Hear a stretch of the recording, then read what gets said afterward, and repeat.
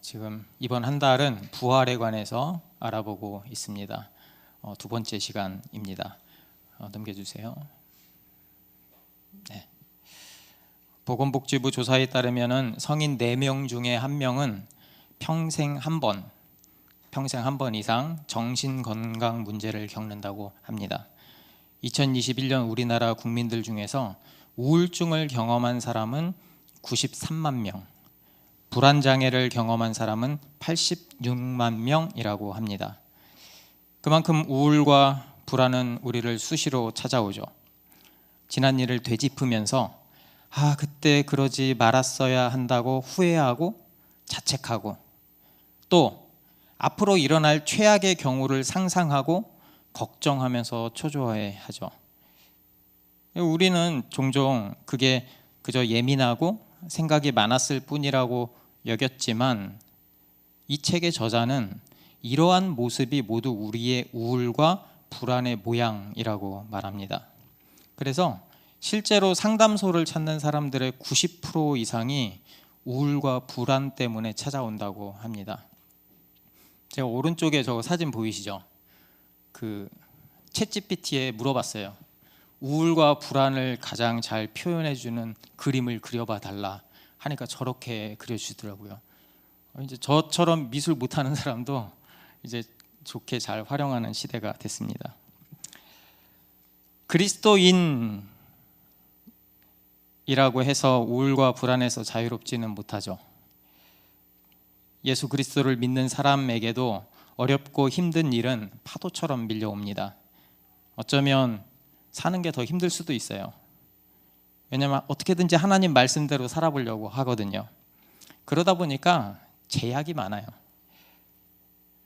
이것도 하면 안 되고 저것도 하면 안 되고, 남을 나처럼 생각해서 섬기라고 하고 희생하라고 하고, 굳이 함께 만나서 삶을 나누라고 그러고, 적당한 거리가 좋은데 때로는 손해보라고 하고, 이해 안 가는 경우가 많이 있죠. 때로는 내 가치관과 달라서 고민이 되기도 합니다. 아니, 예수님을 믿으면 복을 받는다고 하는데 삶이 어렵거나 내가 생각한 대로 인생이 잘 풀리지 않을 때 우리에게 우울과 불안이 찾아옵니다. 그럴 때 종종 혼란을 겪는 거죠. 제가 한번 생각해 보니까 한 3가지 정도의 부정적인 반응, 그리스도인이라고 했을 때 3가지 정도의 부정적인 반응이 있는 것 같아요. 첫 번째는 내가 예수님을 더 열심히 믿지 않아서 그런 건가? 라면서 자책하는 거죠. 두 번째는 하나님이 살아 계신다면 어떻게 나한테 이럴 수가 있지? 어떻게 나한테 이런 고통을 줄 수가 있지? 나에게, 내 가족에게, 내가 사랑하는 누구에게 이런 고통을 하나님이 날 사랑한다면 줄 수 있습니까? 라고 분노하는 거죠. 세 번째는 체념하는 겁니다. 모든 삶 가운데 믿음으로 산다는 것은 사실 불가능해. 그러니까 세상에서는 세상의 방법을 써야지. 그렇게 교회와 일상의 삶을 구분지어 버립니다. 이래저래 힘든 건 매한가지죠. 우리는 지난주에 부활의 역사성에 대해서 살펴봤습니다. 부활은 실제로 발생한 사건이라고 말씀을 전했죠. 들어보니까 그래, 예수님이 하나님의 아들이 맞네, 엄청난 능력자구나, 그래 나는 인정해, 그거 인정해. 그런데 그래서 어쨌다는 거야? 내가 지금 이렇게 힘든데 그 부활이 지금 나와 무슨 상관이냔 말이야 라고 생각할 때가 많아요. 많은 사람들은 그 부활이 지금 내 삶에 영향을 끼친다고는 생각하지 못합니다. 교회를 오래 다니고 믿음이 있다고 말하고 헌신하고 11조하고 기도하고 한다고 하면서도 다른 사람들과 똑같이 우울과 불안에 빠져 사는 거죠. 자신의 잘못된 선택에 후회하고 미래의 불확실성 때문에 불안해합니다. 하지만 그거를 역설적으로 돌려 말하면 그건 우리가 부활이 얼마나 대단한 약속인지 깨닫지 못했기 때문입니다. 그리스도의 부활은 우리 삶의 능력의 원천입니다. 우리가 그 사실을 깨닫는다면, 안다면, 그리고 믿는다면 우리의 삶은 이전과는 완전히 달라지게 될 것입니다. 그래서 부활은요, 단순한 하나의 기적 사건이 아니에요. 부활은 인간을 포함한 모든 만물이 그 회복이 시작되는 사건입니다. 왜 회복이라고 이야기할까요? 왜냐하면 지금 우리가 살고 있는 세상이 그만큼 깨지고 망가져 있기 때문입니다. 태초에 하나님이 창조하셨던 나라, 에덴 동산은 온전한 나라였죠. 하나님이 통치하시는 그 나라는 어느 것 하나 깨어짐이나 부조 하나 결핍이 없었습니다. 그 나라에는 하나님의 질서가 있었고 풍요로웠고 하나님이 함께 하시기 때문에 기쁨과 평안이 넘쳤습니다. 당연히 인간의 몸에도 부조화가 없었어요. 질병도 없었고 노화도 없었고 죽음도 없었어요. 그렇다면 우리가 해야 될 일은 그 하나님의 나라에서 그분의 말씀에 순종하면서 그분이 주신 복을 누리면서 살면 됐어요. 당연히 우울도 불안도 없었겠죠. 하지만 인간은 그 완벽했던 하나님 나라에서 쫓겨났습니다. 왜죠? 죄 때문이죠. 어떤 사람들은 이렇게 물어봐요. 아니, 내가 무슨 죄를 지었냐고. 이렇게 반문하기도 합니다. 아니, 난 평생 남한테 피해를 준 적도 없고 착하게 살아왔는데 내가 죄인이라니 말이 되냐고. 어떤 분은 화를 내기도 합니다. 하지만 성경에서 말하는 그 죄는 우리가 선한 일을 했는지 악한 일을 했는지 그 여부가 아니에요. 솔직히 그 사람들이 말하는 선한 일과 악한 일은 지금 이 사회에서 규정하는 잣대 아닙니까? 그게 옳다고 또는 그게 그르다고 누가 확증해 줄 수 있습니까? 그 선과 악은 나라마다 시대마다 그 기준이 달라요. 그렇다면 성경에서 말하는 그 죄는 무엇일까? 그 죄는 왕이신 하나님을 부정하는 거예요. 왕이신 하나님을 부정하고 내가 스스로 하나님 대신해서 왕이 돼 보겠다라는 반역입니다.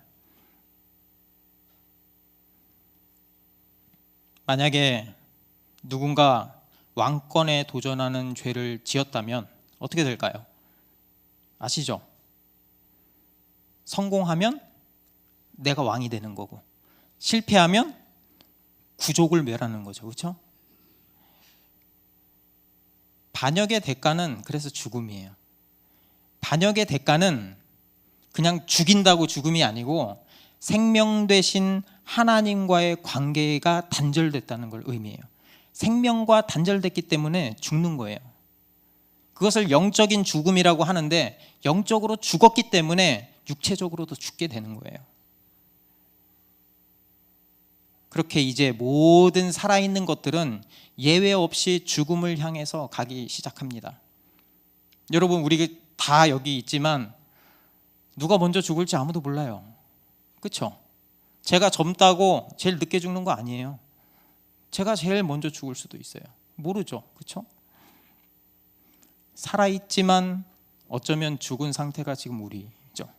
그렇죠? 죽음을 향해서 달려가기 때문에. 하나님과의 관계 단절은 그렇기 때문에 우리가 믿고 의지할 것이 사라졌다는 걸 의미합니다. 그동안 하나님 나라에서 누렸던 확정된 풍요와 만족과 기쁨과 평안은 모두 사라졌죠. 이제는 불확실성이 우리를 지배하는 세상이 되었습니다. 그렇다면 우리는 이제 어디에 기대어 살아야 할까요? 우리를 붙들어줄 기준이 사라졌는데 말이죠. 성경에서 보면 인간은 하나님의 형상으로 지음받은 영적인 존재라고 합니다. 그래서 다른 동식물들과 구별되는 거죠. 그 말은 그 영은 무엇인가로 채워져야 된다는 거예요. 그 말은 하나님이 계시지 않은 그 마음의 빈자리가 생겼잖아요. 그러면 그거를 다른 무언가로 반드시 채워야 한다는 것을 뜻합니다. 하나님이 떠난 그 자리, 갈피를 잡지 못하는 그 인간에게 세상은 이렇게 속삭이죠. 이 험한 세상, 결핍의 세상에서 살아남으려면 어떻게 해야 되는지 내가 알려줄게. 이 세상 믿을 거 하나도 없어. 어차피 혼자 사는 인생이잖아. 네 거 챙겨야지. 열심히 노력해서 내 노후 준비해야지. 아니, 또는 이렇게 말해요. 믿을 사람은 또 피부치밖에 없다니까. 내 남편 잘 되고 내 아내 잘 돼야지. 내 자식이 건강하게 좋은 대학 나오고 좋은 곳에 취직해야지. 이렇게 해야 행복하다고, 이렇게 해야 내 꿈을 이룰 수 있다고, 이렇게 해야 인정받을 수 있다고 유혹합니다. 누군가는 이렇게 반문할 수 있어요. 아니, 그게 나쁜 겁니까? 그게 나쁜 겁니까? 아니죠. 그거 자체로 나쁜 건 아무것도 없습니다. 하지만 저는 오히려 그렇게 질문하는 분에게 다시 되묻고 싶어요. 여러분은 무엇 때문에 그렇게 돈에 집착하고 가족에 집착하고 성공에 집착하고 건강에 집착하고 계십니까? 무엇 때문에 인정에 집착하고 행복을 추구하고 살아가십니까? 만약에 여러분이 그 목표한 그걸 이루었다면 정말 진정한 행복이 찾아오나요? 확실한가요? 그리고 그 행복, 지금 행복하다고 말씀하신다면 그 행복은 영원히 확정적으로 지속이 될 수 있는 건가요? 제가 감히 말씀드릴 수 있습니다. 불가능합니다. 이 세상에 확정이라는 건 없어요. 확정이라는 건 언제 어떻게 뒤집힐지 아무도 몰라요. 제가 다시 한번 여쭤보고 싶어요. 지금 행복이 진정한 행복이라고 자신 있게 말할 수 있습니까? 하나님이 떠난 그 영적인 존재, 인간, 그 내면 깊은 곳에는 두려움이 있어요. 두려움. 기준을 잃어버린 방황자의 두려움, 죽을 수밖에 없다는 그 존재의 두려움, 아무것도 보이지 않는데 무엇인가를 잡아야 한다는 그 절박함이 나를 그곳으로 몰아가는 거죠. 그래서 그것만 있으면 내 인생에 의미가 있을 거라고 굳게 맹목적으로 믿어버리는 거예요. 왜냐하면 그 인생의 의미를 찾을 수 있는 곳이 이제는 세상밖에 없으니까요. 세상이 알려주는 것을 쫓아가는 거죠. 그래서 옆 사람이 말해주는 거, 사회 계층의 그 피라미드의 꼭대기가 행복의 정점이라고 이야기해 주는 거, 그들이 돈을 가지고 있을 때 행복하다고 하고 SNS나 모든 걸 통해서 말하는 모습, 그래서 부동산 투자해야 되고, 그래서 주식을 가져야 되고, 얼마 이상 가져서 강남의 집을 가져야 되고, 이것이 행복이라고 우리 굳게 믿고 있지 않습니까? 그리고 건강을 잃으면 안 된다고 이야기하고, 그렇죠? 그 자체가 나쁜 게 아니고 하나님 대신에 그런 걸 쫓는 삶이 잘못된 거죠. 두려움 때문에 그거라도 잡고 싶은 거죠. 그래서 잘 나갈 때는, 내가 잘 나갈 때는 두려울 게 하나도 없어요. 만면의 웃음을 짓고 자랑하고 무언가가 되는 것처럼 행동합니다. 그런데요, 생각한 대로 인생이 풀리지 않으면 두렵고 떨리고 불안하고 우울하고 분노가 생깁니다. 왜요? 그 어떤 행위도, 그 어떤 노력도 그것들이 나를 진정으로 구원해 주지 못하기 때문입니다.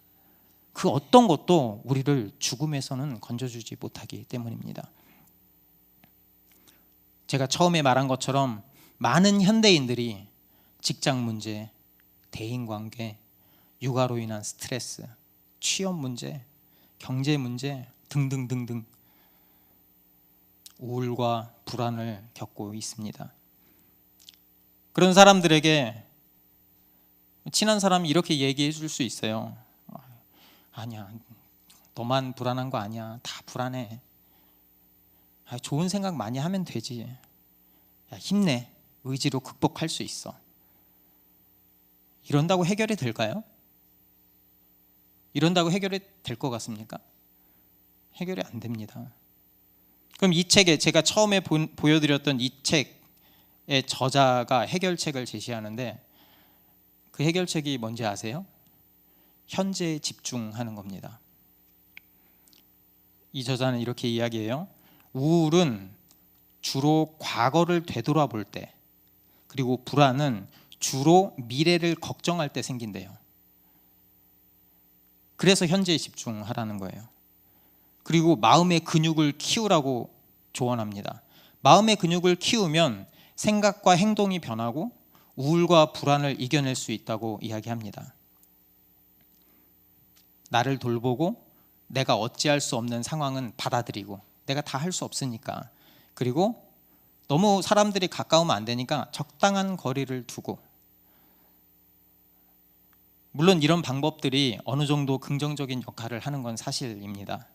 그리고 이런 치료법이 또 필요한 것도 사실이고요. 하지만 제가 말씀드렸던 것처럼 이런 것들이 내 영혼의 깊은 곳에 그 근원적인 두려움과 갈증을 해결해 주진 못해요. 내 생각을 아무리 고쳐먹는다고 해도 실제로 변하는 게 없기 때문이죠. 실제로 해결되는 게 없기 때문이죠. 영원한 죽음을 이길 수 있는 그 어떠한 해결책도 제시해 주지 못합니다. 그렇다면 해결책은 무엇인가?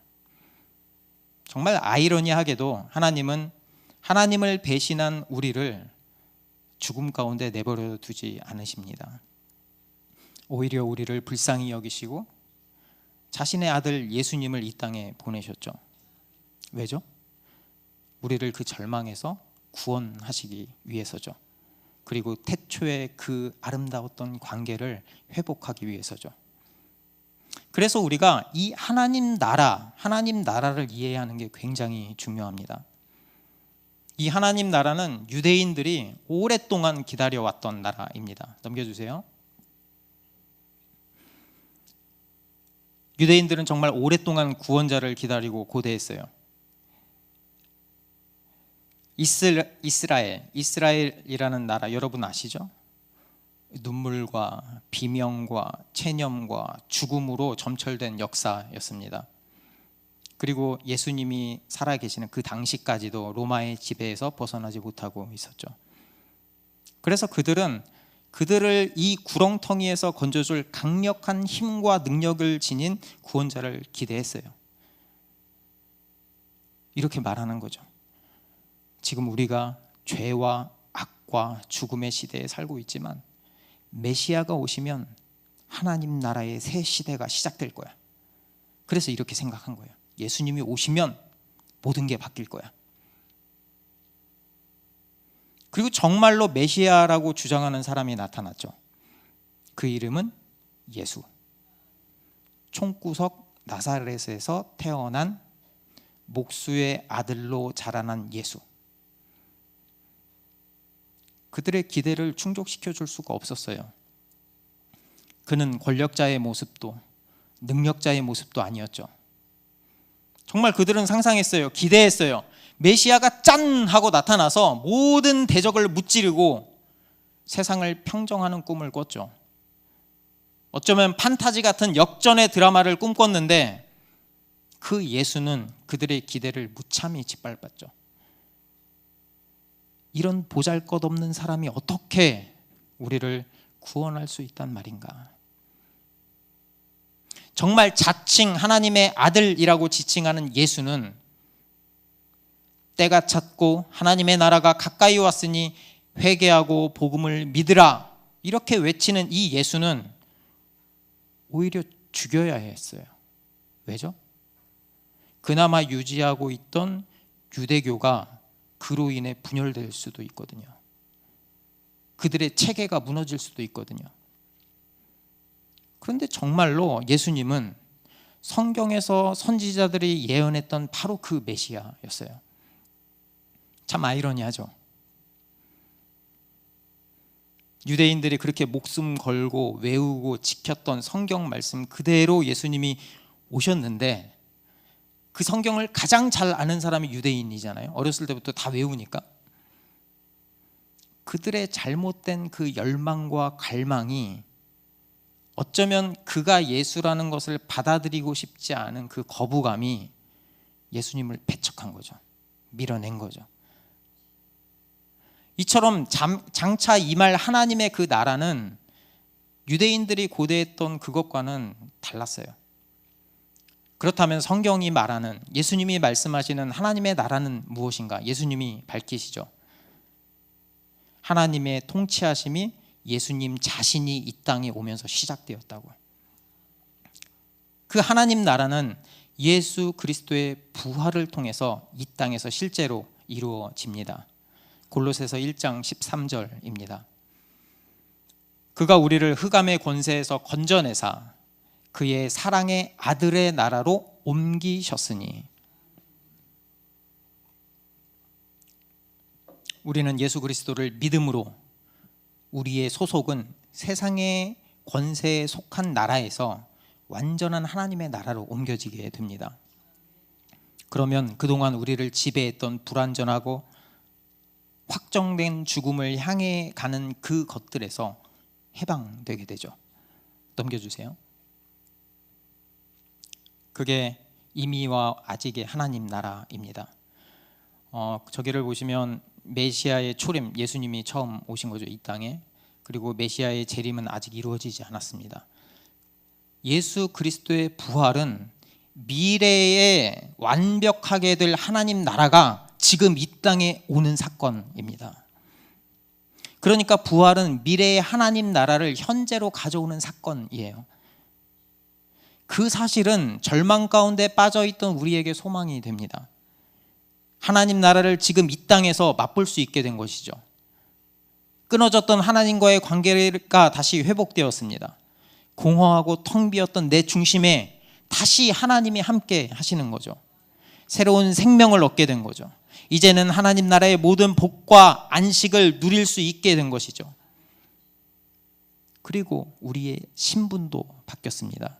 로마서 4장 25절에 보면 예수는 우리가 범죄한 것 때문에 내줌이 되고 또한 우리를 의롭다 하시기 위하여 살아나셨느니라. 우리는 예수 그리스도의 십자가의 죽음 덕분에 죄에서 해방되었습니다. 이전에 우리는 죄인이었지만 이제는 더 이상 죄인이 아니죠. 하지만 하나님의 나라는요, 죄인이 아니라고 들어갈 수 있는 곳이 아니에요. 하나님의 나라는요, 의인만 들어갈 수 있어요. 여기에 복음의 묘미가 담겨 있습니다. 예수님은 우리의 죄를 십자가에서 다 담당하시고 그 책임으로 죽으셨죠. 그리고 예수 그리스도의 의를 우리에게 전가하셨어요.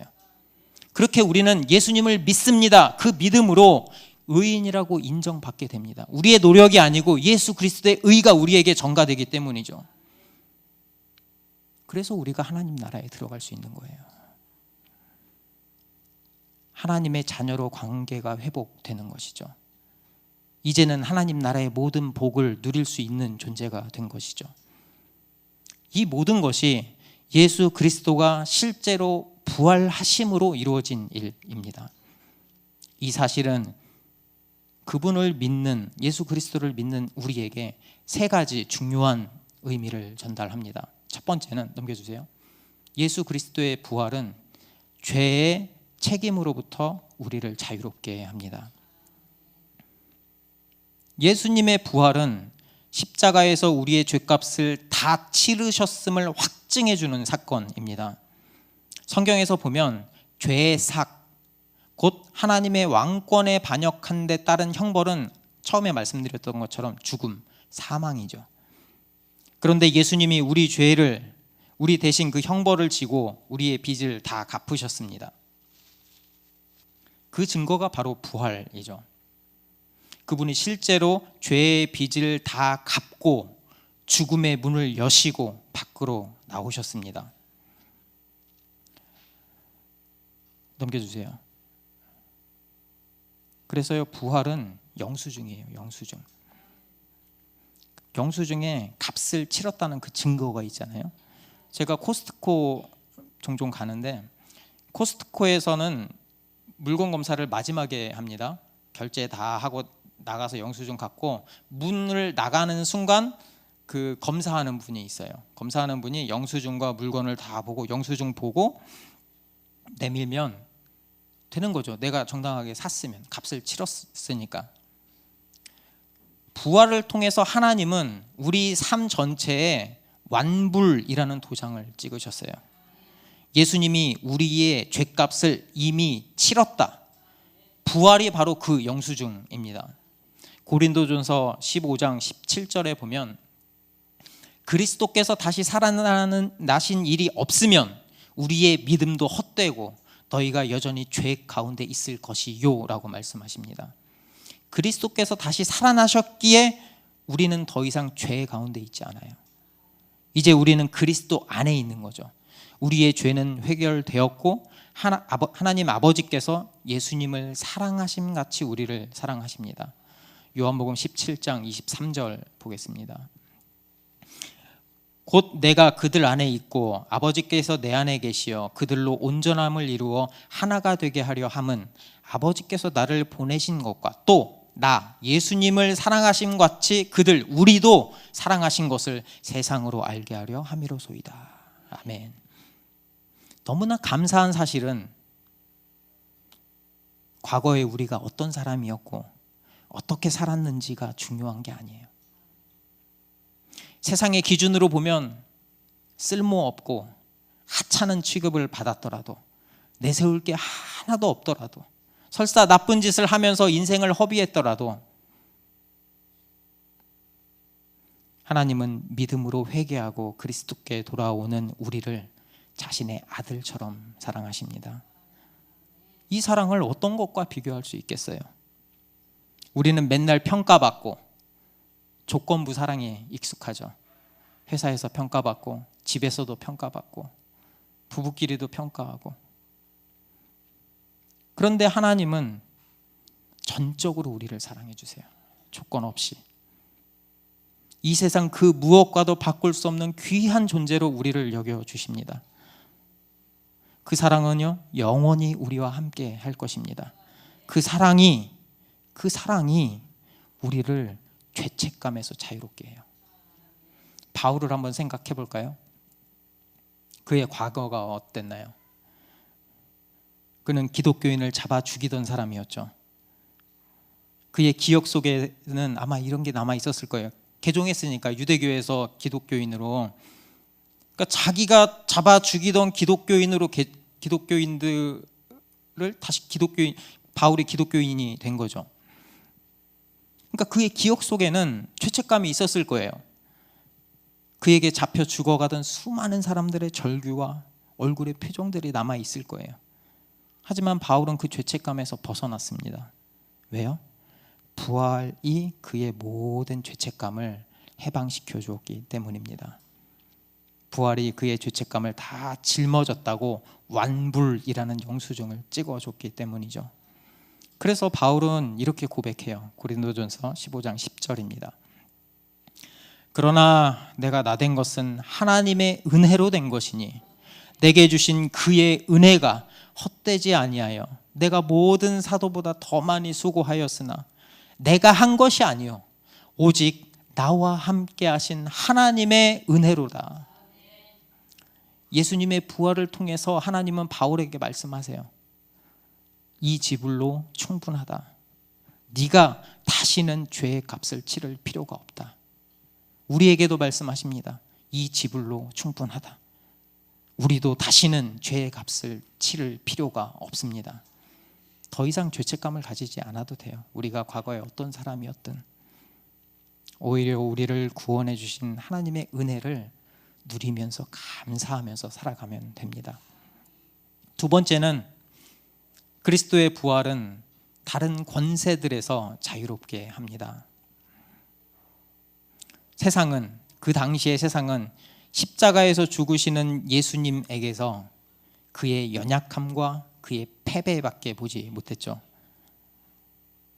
왕을 자처하신 예수님의 사역은 그렇게 완전히 실패로 끝나는 것처럼 보였습니다. 그러나 바울의 말처럼 사실 그분이 승리를 이루셨죠. 골로새서 2장 14절 15절 보겠습니다.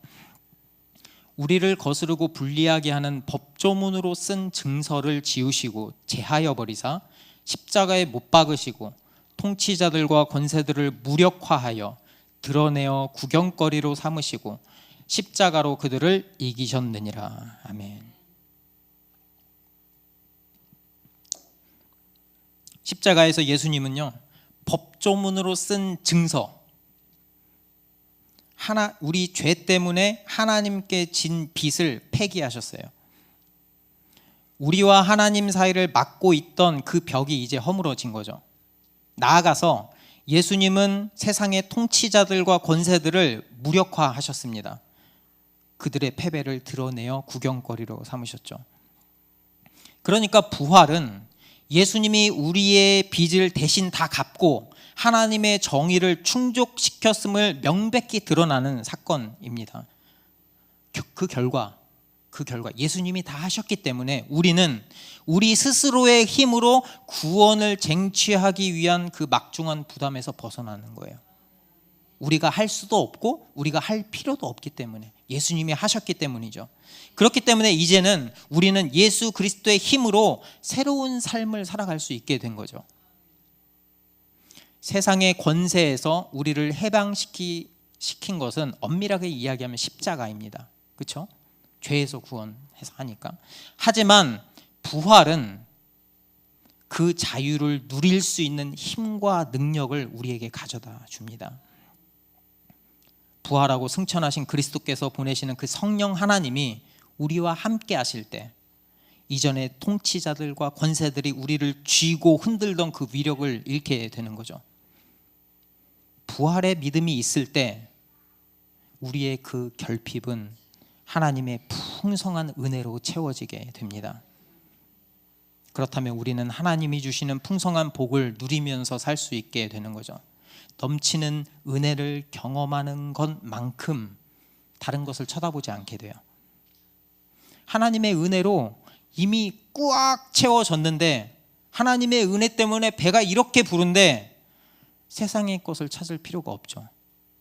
우리 아이들 보면 맛있게 먹고 배불리 먹은 다음에 다른 거 줘도 안 먹어요. 배부르면. 은혜로 배부르면 세상의 것을 찾지 않습니다. 그래서 그렇게 은혜로 배부른 사람은 세상이 인정해 주지 않는다고 좌절하지 않아요. 왜냐하면 세상의 인정 여부가 우리의 인생의 성공과 실패를 의미하지 않기 때문이죠. 세상의 인정이 결국 죽음이라는 벽 앞에서는 다 사라져버릴 것들이잖아요. 오히려 예수 그리스도를 믿는 우리가 성공한 인생이죠. 예수 그리스도만으로, 한 분만으로 만족한 삶, 이게 바로 성공한 인생의 진짜 모습입니다. 그렇기 때문에 이런 세상의 거짓된 우상에서 벗어날 수 있는 길은 오직 하나죠. 예수님의 죽음과 부활을 믿는 것이에요. 세 번째로, 그리스도의 부활은 최종 판결로부터 우리를 자유롭게 합니다. 우리는 평생 자신의 행실과 됨됨이를 평가받으면서 살아갑니다. 아까 말한 것처럼.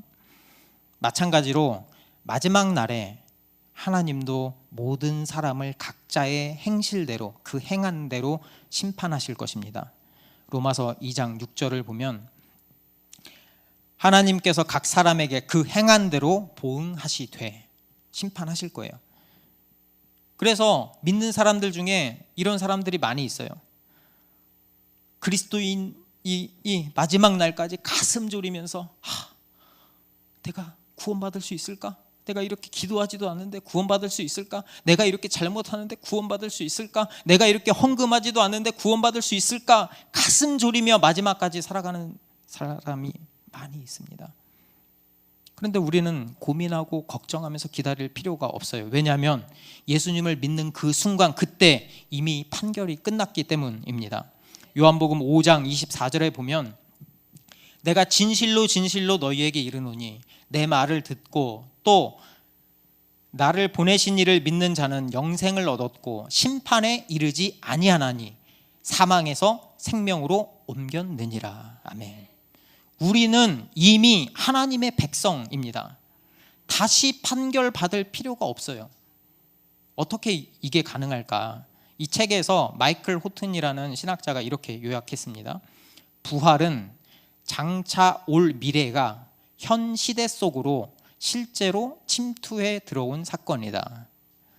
예수님은 부활의 첫 열매로 다시 살아나셨고, 그래서 장차 닥칠 마지막 날의 판결도 현재 속으로 앞당겨진다.